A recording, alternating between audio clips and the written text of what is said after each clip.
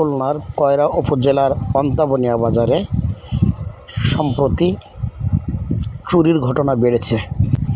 বুধবার দিবাগত রাতে ইসলামী ব্যাংকের এজেন্ট শাখার ভল্ট ভেঙে 4,91,000 টাকা সহ 3টি কম্পিউটারের পিসি চুরি হয়েছে।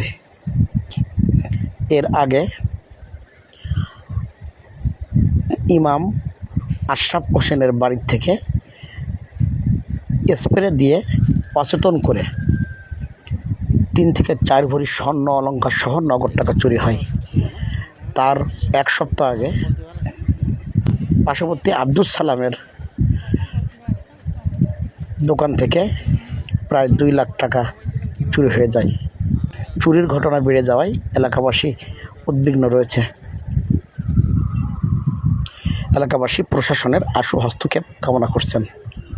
এখন নামাজ পড়তে যাবো সেই হিসাবে জাগিয়েছি, মনে করছি আমি নামাজের সঙ্গে জাগিয়েছি। এখন জেগে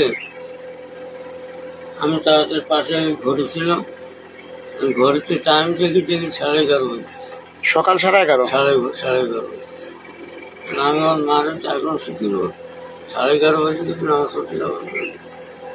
এখন আমি উঠি পেশা ফেলবো, তাড়াতাড়ি উঠি ওই জন্য গেছি যে ঘরের দরজা মেলানো, ঘরের মধ্যে করে জিনিসপত্র আগে মাতিয়ে চলানো।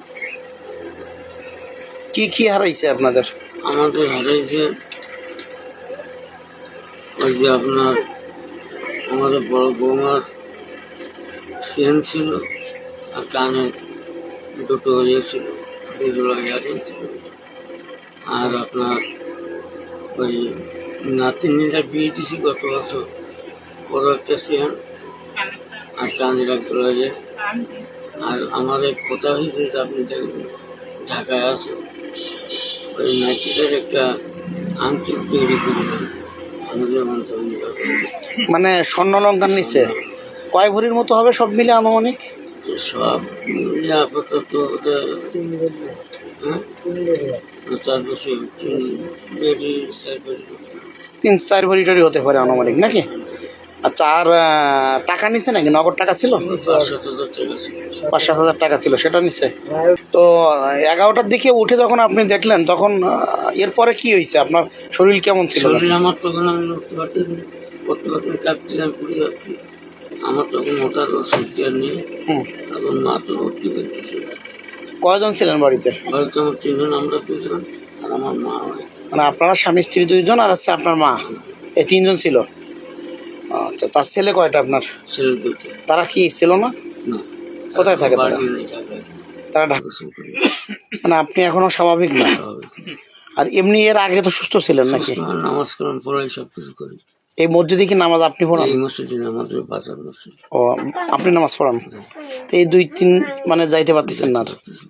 আচ্ছা, আর আপনার থানায় জানাইছেন নাকি? না, জানাই। কারণ কি? জানাবে কি, আমি তো উঠতে পারতেছি না, চলতে পারতেছি না।